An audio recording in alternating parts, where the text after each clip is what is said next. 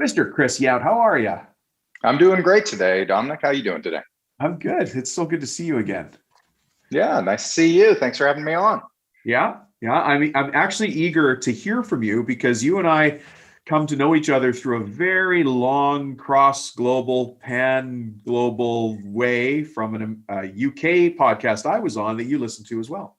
Yeah. Russ Hayworth's podcast on family businesses. I'm a huge fan. I come from a family business background, so really interested in that topic, and I do a lot of work with family businesses as well.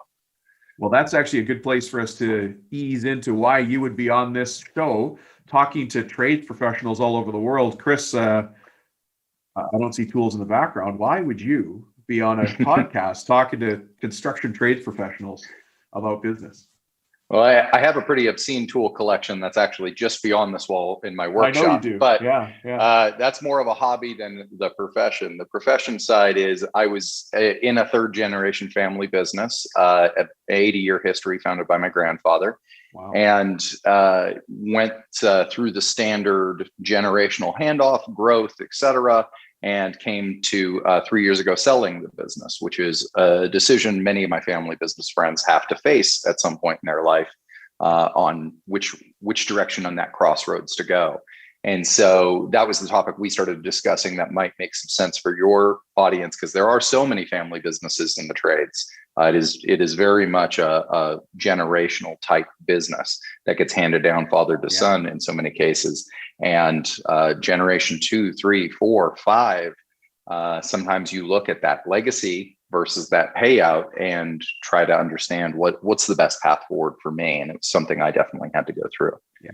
I'm glad you're here talking about that, because we've, as with every podcast, I guess there's a mix of people listening. There's some people who are just starting Sure. out. Maybe they're a couple of years in business. Maybe they're just nudging up to 1 million. Maybe they're doing a couple million, and they're not really thinking about legacy yet, which is actually a great time to hear from you, because you've Mm-hmm. had a 3 generation, 80-year business. And then Yeah. there's people who might already be in the second generation or somewhere in that transition. We call it succession planning. It's a fancy Yes. word guys like you and Yeah. I use. But that's actually why I listen to Russ Hayworth's podcast. I don't mind putting a plug in for Russ. In Europe, they just have more experience. Like, you are very rare here in North America, being a third Sure. generation business. That's rare. In England, kind of normal. Yeah, that's a very standard way of doing business over there. There's just a lot more longevity and time period where they've had that ability to build those businesses and to build those generations, and lots more of an apprenticeship culture too, which fosters those types of businesses as well. Which is the unique thing about construction, which my business was construction related in that we've manufactured waterproofing products for construction. So I was a manufacturing business, but very much involved in the trades, in dealing with framers and waterproofers and the dealer network that your listeners are buying from across the nation, in distributing our products. But there is quite an apprenticeship background in our business in the construction trades that further lends itself to the concept of a family business. It helps build in that training of the next generation. Yeah. Well, today we're here to talk about letting go of a legacy, selling a third generation business. And you mind if we start with maybe a timeline? Can you take us back 81 years ago? Yeah. Your grandpa probably was in a truck, just him and his Yeah. dog. I don't know. What Yeah. did, what did that look like 80 years ago? So his founding of the business was 1939. He was a paper salesman, for industrial use of paper, and one of his customers, the owner of the business, passed away, and his widow was left with this business she had never been involved with, and looked to find somebody to sell it to. And it wasn't large enough for it to be a primary business for him, but he knew something about it from his days as a paper salesman, and approached the board of the company he worked for, and said, could I work on this company on the side? And they said it was a good deal for them because, one, they got to keep a customer going with somebody Yeah, I who would figured be that. loyal to buying their products. Yeah. But two, the deal was you can do it as long as you spend more time on our business than your business. And he said, that's a fair enough deal. And after about 2 or 3 years of getting his company up and running, he came to them and said, I'm now spending more time and I'm going to go out full time on my own business. And it became a full-time job for him at the time. And how did it turn from paper to, or he was selling paper, which was just one of the products they were buying? That was a raw material input. So they were coating paper in asphalt. So in 1939, plastic does not yet exist. Right. So how do you waterproof and protect things? So what they originally were building their products for was mattress bags. So a mattress goes into a rail car, which are not very waterproof, especially in the 30s. Yeah. And you don't want it to get wet or dirty on its way to your home. And so they would put a thin layer of asphalt between two sheets of paper as a sort of an early version, an early concept of plastic that wrapped these mattresses in their shipping. Well, at the end of the 30s, start of the 40s, there was a really important waterproofing project that came up called World War II, where we were shipping ammunition across large oceans to troops in the European and Japanese theater with waterproofing, and the way that we shipped cargo in those days was very different. And we needed that ammunition to stay dry. It doesn't shoot very well at Nazis if it's wet. So we became a primary war supplier at that point, doing this. Our mattress bag turned into ammunition wrap, and we started wrapping ammunition to waterproof it on its long journey across to the boys on the front line. So that was kind of the early stages of that. Wow. And then slowly over time, we've made a million very weird and interesting products over the years that all involved coating something. Fortifying the paper fibers of a product, which is where the name of our business, which was Fortifiber, came from, because it was the fortification of paper fibers with either plastics, asphalt, tar of different types and forms and formats. So we slowly evolved from there, and plastic started to become anything with a business of that longevity. Technology is going to change. We used to make part of the film pack that went into Polaroid cameras for the instant film. Digital. That's why I remember the part. I'm old enough to remember the bag you ripped open. It was an internal part. So in Polaroid cameras, there was no battery in those original Polaroid cameras. The battery was actually in the film pack, and there needed to be a protective coating around the battery to separate it from the chemicals within the film pack. And we made that, which was super weird. Can I just go back for a second to the Depression? Sure. Which is so inspiring to talk about. But when in the hallways of Fortifiber, when you look back at what Grandpa did during the Depression, and I'm trying to take this as a lesson for us here, because we keep seeing these large global events that really can be a setback for trades companies or suppliers to trades companies. What's the takeaway lesson? You guys probably boiled it down to a few key things. What were those? Well, so he was starting the business in 39, not 29.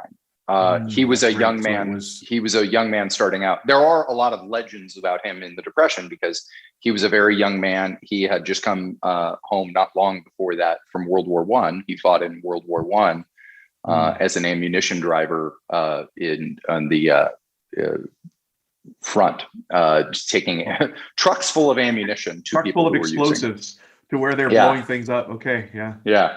So if you'll indulge me, I'll tell you my favorite story about him from that time, which is a total divergence, but it's such a spectacular story. Love it. Yeah. So he was 15 when World War I broke out, and you needed to be 16 to enlist. And he and his friend, he came from a very poor background, coal miner's son. His mother died in childbirth with him, and so he grew up without a mother and had a very tough life. And they wanted to do their patriotic duty, him and this friend who were both 15. So they went to the recruiting office. There aren't computers or ways to track what age you are. There's no glossy ID or anything. You just say how old you are. So his friend walked up and they said, "How old are you?" And he said, "I'm 16. They said, "Great, go in the tent. As long as you pass the medical, we're shipping you off to war." Sounds good. And then my grandfather walked up and they said, "How old are you?" And he said, "I'm the same age as my friend." Because he didn't want to say he was 16. He didn't want to lie. He was telling the truth. He was the same age as his friend who had lied. And the fact that they misunderstood what age he was saying he was on them. He had a very strict moral code that way. That was, even though he was doing this patriotic thing and was really wanted to go and fight for his country, he refused to lie to do it. Well, So that goes back to that's how we values. entered the Those role. values probably existed throughout the company. And how many times They did you did. quote that story when you're at a crossroads or somebody did something Lots. just on the edge?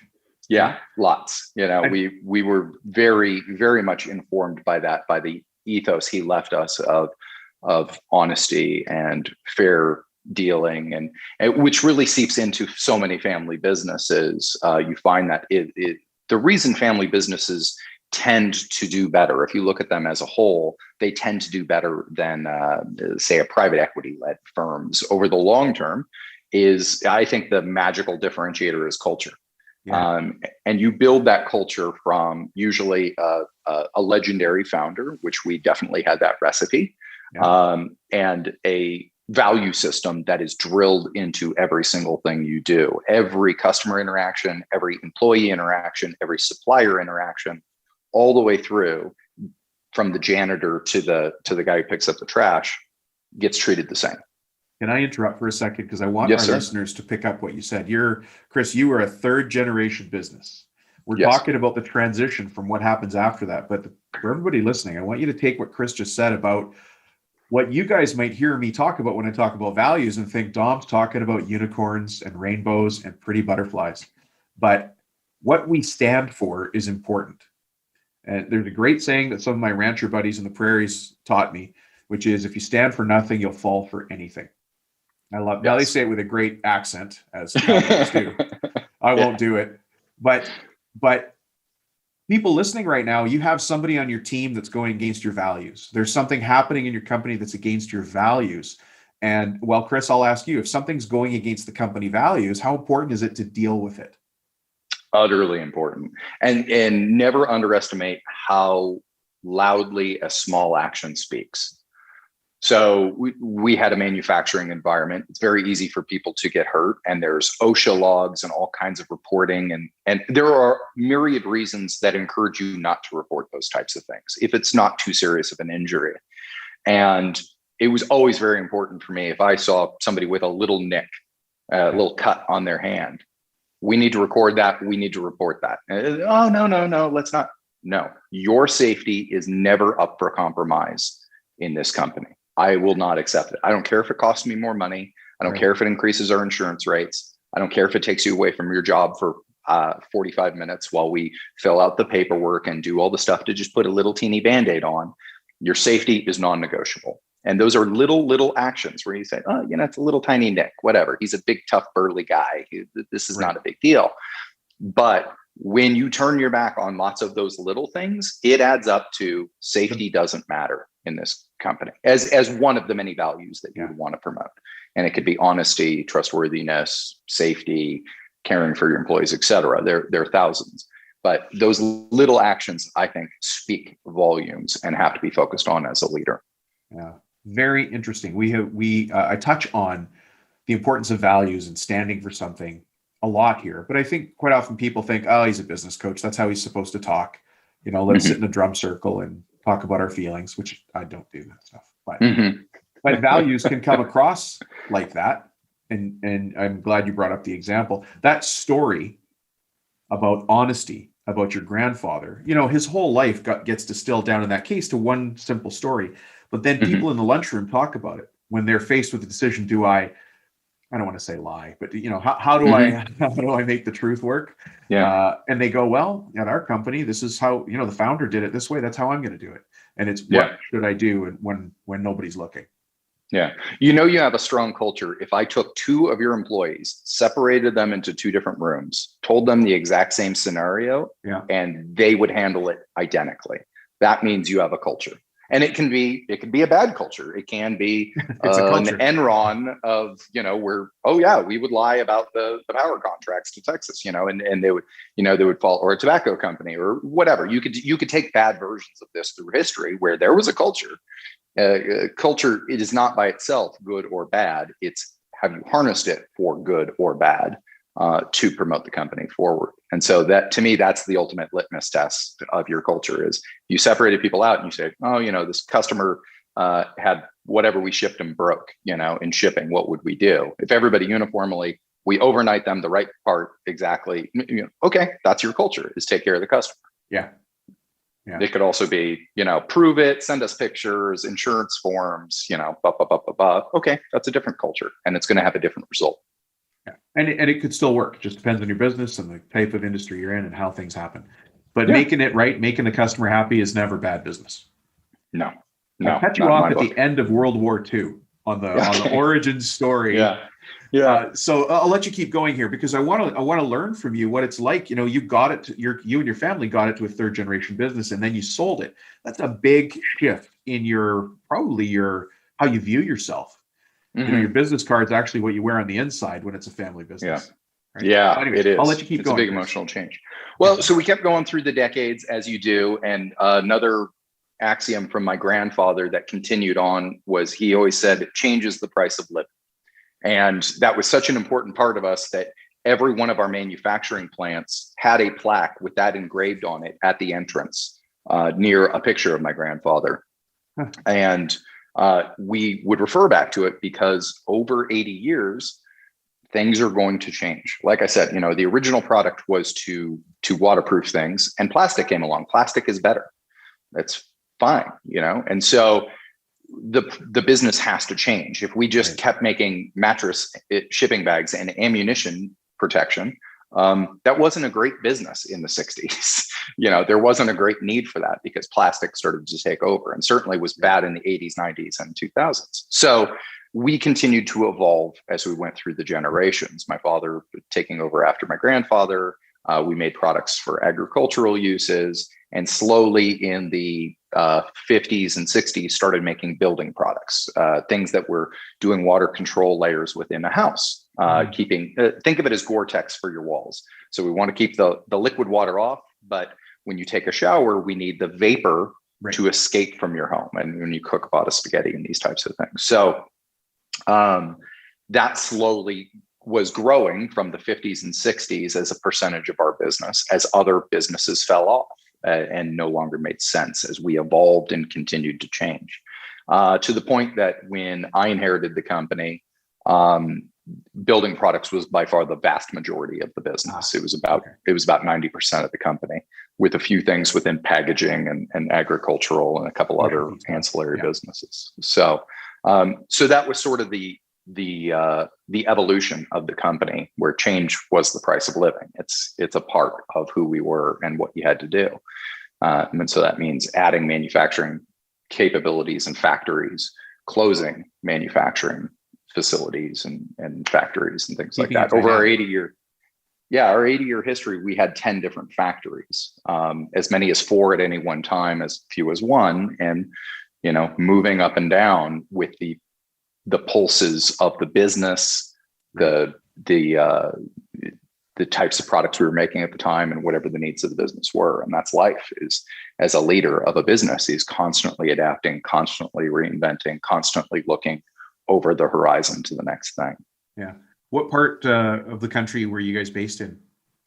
So in the last 15 years, Reno, Nevada has been the headquarters. We were founded in the Los Angeles area. And but as far as those factories go, pretty much every part of the U.S. at some point: Georgia, Massachusetts, Ohio, Michigan. Yeah.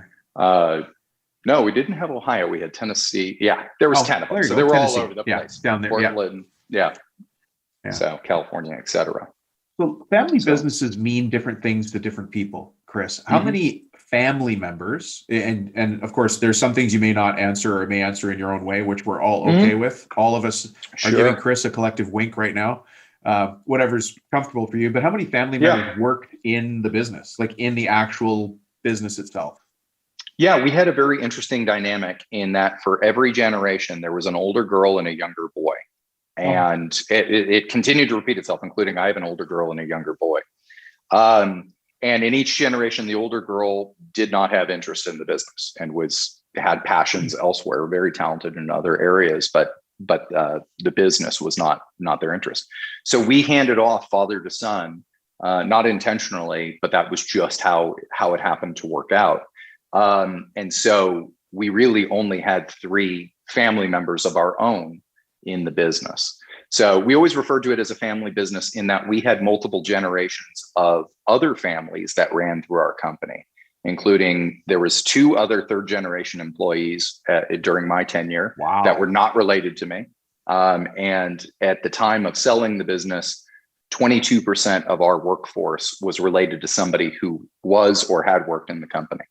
So we were a family business in more ways than one. Yeah, that's really nice.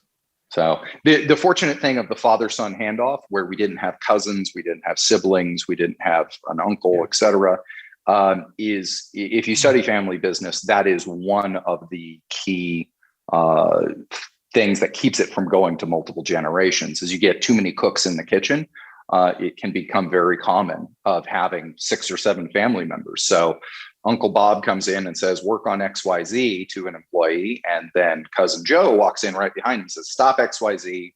This is the new priority. And the employees are left without direction. And it's a very difficult situation unless there's very, very clear communication and coordination. So employees don't get mixed up, and the vision is a very singular thing, and it needs to be communicated uniformly every time. So we were incredibly fortunate that we had those handoffs.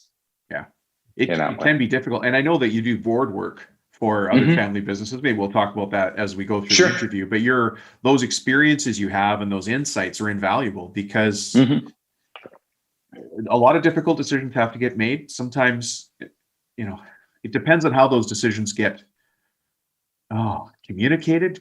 Feelings can get hurt, but we still have to grow. We have a responsibility to the business. The business is not me. It's not Chris. It's not Dominic. It's the business is another person, and we have to take care of that. Use that analogy, right? Anyways, let's keep going on with your take on this. But I do want to ask, when you were a young man, when you were a boy, before you were a young man, before you knew you were going to work with the company, what was your impression of business and the business? Like, what were the lessons you were learning at your kitchen table? The reason I ask that is I want others to hear that and say, well, maybe I could start doing or saying those kinds of things to my next generation. Yeah. So, growing up in it, business was a part of every conversation. Anytime you're around your grandparents, once a month, we had a vacation ranch just north of where we live, near the Santa Barbara area. Once a month, we would go with my grandfather, my father and mother, and my sister, and the president of our company, who was leading between my grandfather and my father, who's not a family member, but he was the day-to-day leader between the two.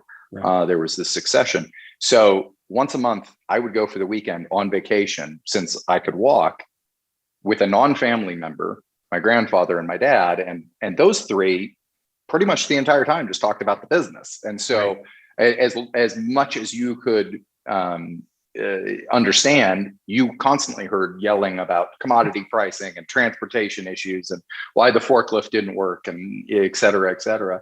But where I think I started to gain the most understanding was a great idea I came up with when I turned 16. My father traveled quite a bit for business. At that point, he was running the company day to day.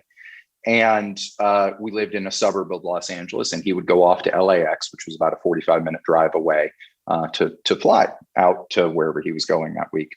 Yeah. And because of the cost of parking and safety and a bunch of other things, the company at the time, it was a standard practice to send a car, town car or whatever, to take the executive to the airport. And I'd grown up my whole life seeing these black cars pull up at the wee hours of the morning and whisk my dad away. And so I asked him that when I turned 16 and I had my driver's license, I said, what do you pay those guys? And he said, I think it was $60 a trip. It was the fare. And I said, I'll do it for 50. And he said, I like that. That's good. But the rules are you have to provide the same exact service they provide. Right. And it can't interfere with school. So it was all very early flights or very late flights. Yeah. And the same service means you meet me at the gate. You were allowed to do those types of things in those days. Those days? Oh my goodness. And you have to carry my bags the minute I get out of the gate. Because did you have to stand with a sign that just said Dad? My very first one I did. Just to embarrass him, because he had all these rules. And so he had to come out to it, like my father was written on the sign.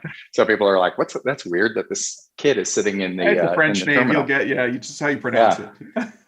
But so the learning opportunity was great. We were locked in a car 45 minutes at a time, a couple times a month. And, you got nothing but time to kill. So where are you going? Oh, I'm flying off to Tennessee. How come? What's going on? And he would start to talk through the business problems he was facing that week and what he was thinking about and what he was preparing for. And, and I'd say, well, can you try this? And no, you can't. That's that wouldn't work because X, Y, and Z. Can you do this? Well, no, that's price collusion. That's illegal. Oh, okay. Well, that's good to know. A lot of things you don't know as a kid about the way business works and what laws are and things. And, and including, over time, over the next couple of years before I went off to college, a couple times going, wow, I never thought of it that way. I'm going to take that to this meeting. I'm going to, that's interesting, so I think that was the most impactful proving ground for myself of coming to understand how business works was getting to spend time in the car with my dad at 4 a.m. It's flying across LA and trying to understand what he was up to and what he was facing that day. It was probably the most meaningful. Very interesting. And actually, there's a part of your story that I'm sure has its own legs, which is when you offered to take on the contract of being a driver, your dad held you to a certain set of standards that didn't diminish because you're his son. He said, this is the level of service. You got to provide that level of service or not. And we have to do the same thing as owners in family businesses because others around will see that. They'll say, well, there's a separate set of rules for the Rubinos in this company. And that, like you said about the cut on the finger, that echoes through the company. They'll say, well, we have to do this, but the Rubinos don't have to. Wink, wink. And that doesn't lend itself to a growing, healthy company.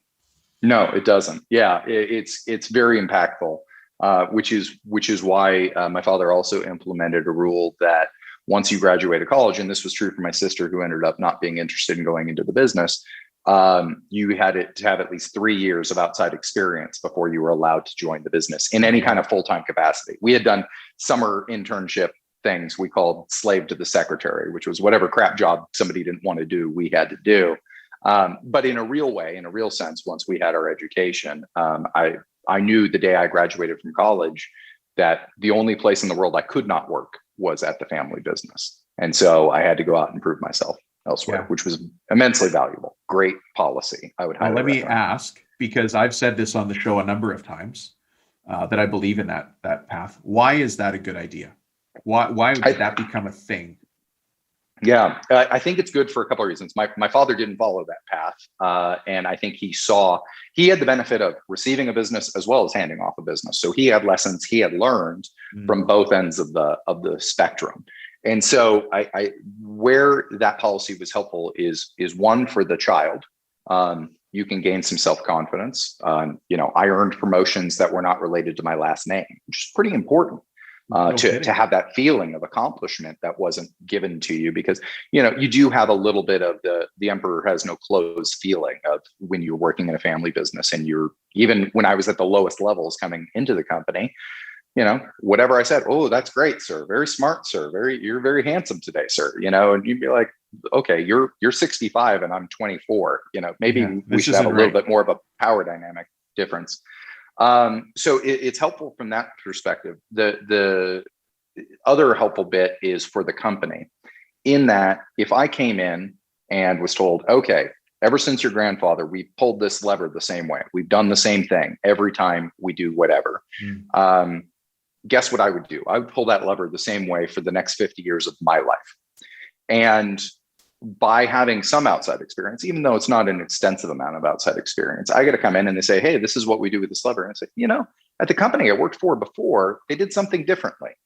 I want to question this process. I want to understand it. So that can be true with, computer systems and inventory. And, you think of all the ways of modernizing a business. Family businesses tend to be very slow about modernizing, usually, because we are that apprenticeship style handover where everything, if the next generation, if everything they learn is from generation before, then the ability to innovate, the ability to improve is much more slowed down. Yeah. So I think there was a great benefit to the company as well, that I brought in at least a little bit of outside insight and understanding. I was a more valuable worker than I would have been otherwise. That's right. Yeah. You bring new ideas, fresh air, fresh perspective that's lost if you grow up just son of the owner or daughter of the owner. I Exactly. recently saw that happen with a roofing company in a city I will not name. It was a large, very successful roofing company. And the child, as we said, the kid was in his Yeah. 50s when dad sold. Yeah. And he doesn't know what to do with himself now. Sure. Because all he's ever been is the vice president of a family roofing company. Well, that's a pretty slim resume. And Yeah, it is. but to himself, I think he also feels a bit of what we call the imposter syndrome. He's like, what? All I know how to do is run that company. Yeah. And how can I go do something else? And now he got a nice check. He should be okay for a bit, but Yeah. he doesn't have enough to stop forever. Yeah. Right. Yeah. Well, and there's also one of the topics we're hoping to get to, and we're covering a lot of really interesting ground, is the idea of fulfillment. When you get to an exit point, there is a whole another world open to you. If you're fortunate enough that it's an exit where you don't need to work again. Maslow's hierarchy of needs is, we've got food taken care of, we've got shelter taken care of, maybe, general love with a wife and children and a strong family unit. But there is a self-actualization level that not a lot of people get to spend as much time on as somebody fortunate enough to be in that type of position of what brings you joy, what brings you fulfillment, what brings you a mental challenge that you find interesting, that you jump out of bed in the morning and you're ready to go tackle the day. And that's a tougher question for your friend in the roofing business as well. In addition to how do I feed my family, which goes back down to the lower end of that hierarchy of needs, but is important nonetheless. Well, let's get to the topic of today, Chris. Sounds good. That was a really good preamble. That was a good warm up. So the topic is letting go of a legacy, selling a third generation business. What did you want to share with us based on that topic? Yeah, so I came to it in a different way than some, as far as coming to the idea of selling a business. So we were not out looking to sell the business. So I took over the company in 2008, which we were focused on home construction, and in the US, home construction all but stopped in 2008. I was going to say, so it was a very tough great time to take over. Yeah, we had just finished an acquisition of a failing competitor and leveraged ourselves quite a bit for it. And so I took over basically on the steps of the bankruptcy court. We were not in full bankruptcy, but we were everything but. Wow. And so the first 3 years of my tenure was a turnaround story, working with my team to do all the things you don't want to do: close factories, lay people off, suspend 401k match, just do whatever we can to keep the lights on. Yeah. Which thankfully worked. Amazing dedication and team and culture that pulled us through. The next 3 or 4 years was sort of the organic growth story, which was we had stabilized. Okay, how do we expand into new markets? How do we add new products? How do we stabilize and grow the business? And we were having record growth and doing great. The organic growth started to slow down. So we moved to the acquisition story, and we started to look for acquiring competitors, acquiring our way into markets we weren't in and things like that. So I was out in the hunt doing a lot of M&A work at the time. And so that's the background tenure of where I was at. And each year, record profitability, record growth in the 80-year history of the company. So we were very happy with what the business was. We had a key supplier who was somewhat competitive in a few industries that was in a very bad strategic position with us. And it would have been very advantageous for them to own us and no longer have me making decisions that were not good for them. They were good for us, but they were not good for them. I see. And so they approached us unsolicited. So this takes me to, some people come to the decision to sell. I was not at the decision to sell. I was living the dream and really enjoying the work I was doing. And they approached us and said, we really need to buy you. It'd be very accretive to our business to buy you. And I said, well, that's great, but we're not for sale. We're not super interested. And we get those calls, a couple of those calls a week. But I was like, it doesn't really make any sense.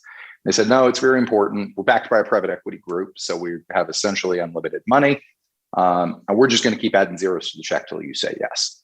And that's at some point on their part. Yeah, they at some point they got us there to a value that seemed excessive over what the value of the business was to us. So you had a strategic buyer. Yeah, it was a strategic buyer with a whole lot of pieces lined up where that value was way higher than we thought we would get from anybody else because we meant more to them. We were it's a long and detailed story, but there was a lot of reasons why we were an excellent fit for their business and why their view of valuing us would be much higher than our view of valuing Anybody else. business ourselves. Right. Right. And so that got us to a place of accepting the offer and selling the business. So in a family business, in addition to the thoughts of selling any business that's not a family business, there's valuation considerations is normal. But in a family business, I always talked about the three invisible lines on our balance sheet, which was my grandfather's blood, sweat, and tears, my dad's blood, sweat, and tears, and my blood, sweat, and tears. And that's something that needs to be given value as well. That legacy, that history has to be given some consideration. And so that's the emotional part that a family business has to face is, wow, we're putting down this mantle that's been handed on, in our case, from father to son for 80 years. That's a very difficult crossroads to go across. So that weighed heavily on me from an emotional standpoint. But the way I thought of it that brought me to the sale was, I saw what was handed to me not as the responsibility to keep Fortifiber, a business, going. What was handed to me was the responsibility of continuing to find ways to care for and protect our family as a whole. And that Fortifiber as a business was a great way of doing that for 80 years. It was an amazing way. We lived a very wonderful life as a result of that. But I had the advantage of having seen 2008 and seen how close all our eggs being in that one basket were to ruining the family. Yeah. And so before that, if you had asked me in 2007, what are the odds of the company going out of business?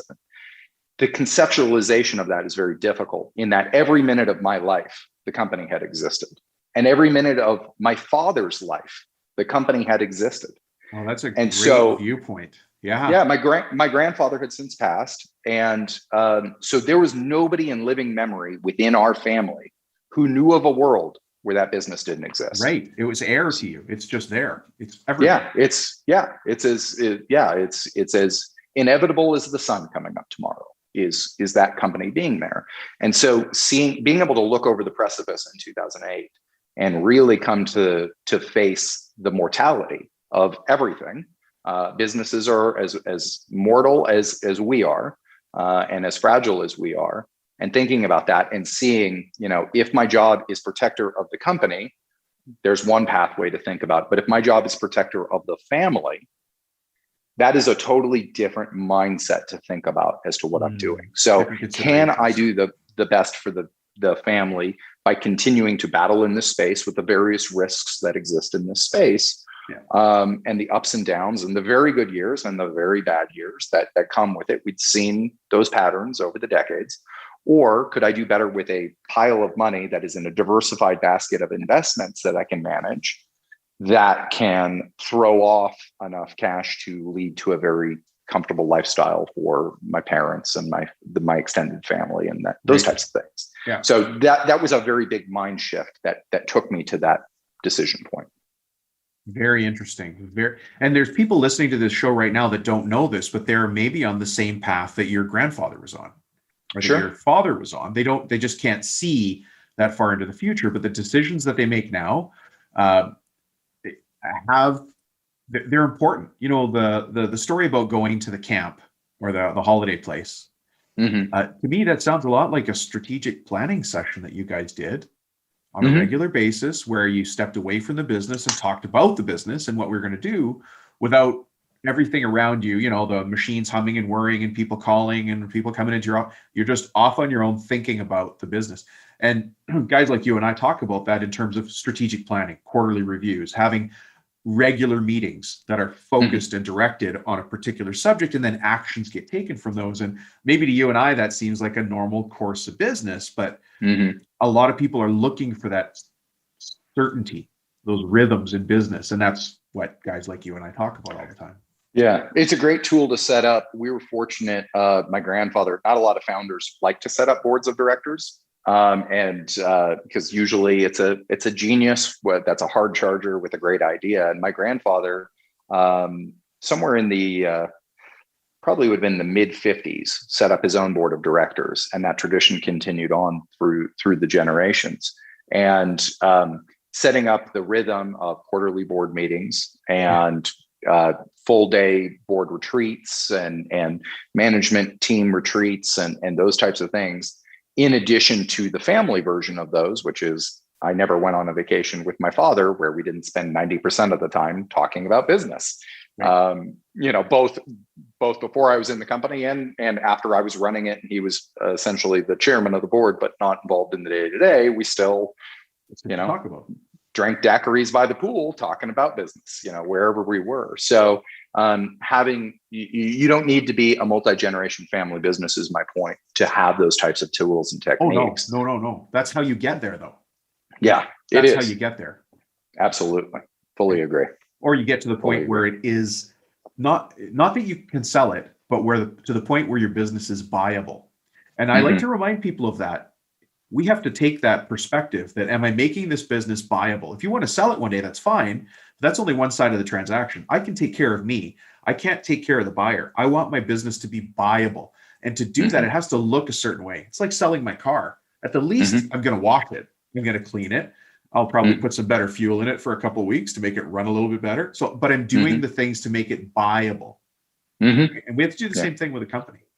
Yeah. And those tools, like having a board, having a cadence of professional thought that is, not just looking at the forest and looking at the trees from time to time and zooming back and forth from the different levels of view within the business, it really help direct that viability, because when you're just heads down doing the day-to-day work that we all have to do in leading a company, gosh, it's hard to find your North Star. You're just dealing with late shipment, angry customer, how do we make payroll this week? You're dealing with all that chaos, and you don't pop up and look around and say, hey, plastic is here and it is disrupting our business.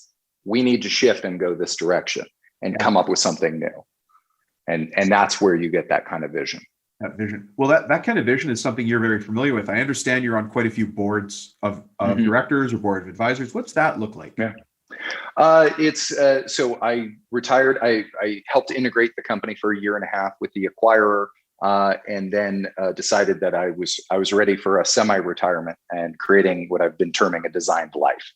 And so part of that was I didn't want to travel as much as I was having to travel for work. I hear you on that one. My younger children. And but still love, as you could probably hear as we've been talking today and in our previous interactions, I love business. I'm a huge fan. And I love thinking through the strategy of it. I love thinking through the direction and coming up with ideas. So how do I get that without the day-to-day responsibilities of running a business? And so when I retired a year and a half ago, I started putting myself out there for board work, and I'm on 4 boards at this point. And advising a couple other companies, angel investing in a few others.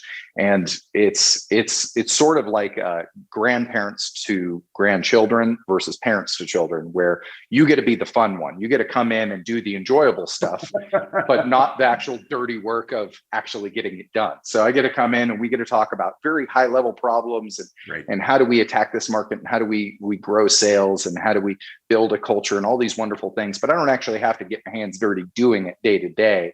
I just say, I'll see you next quarter. Good luck with it, and come back in a quarter and try to help them find that North Star again and continue on. So it's been really enjoyable and very fulfilling to start doing this type of work. Yeah, it takes a very mature owner to understand the value of a board. Now, I'm on board as well, and I really enjoy it because I get to watch the owners doing the different things in the different companies that they have to do. I'd never heard that analogy of grandparent to child. I don't actually give them chocolates in my meetings. I don't know what. Yeah, it's not all fun and games, but it is. I mean, the strategic part, to me, at least, maybe these are just reflecting my passions, is the much more enjoyable part of the job. Doing it day to day, being at the factory at 6 a.m., walking the floor, making sure the vision is communicated, sitting down with the CFO and going through the numbers and how do we meet the loan covenants. And, the day-to-day of running the business is a lot harder work than getting to pop up every 1, 2, or 3 months and Well, I don't know, drop Chris. I mean, pearls of wisdom.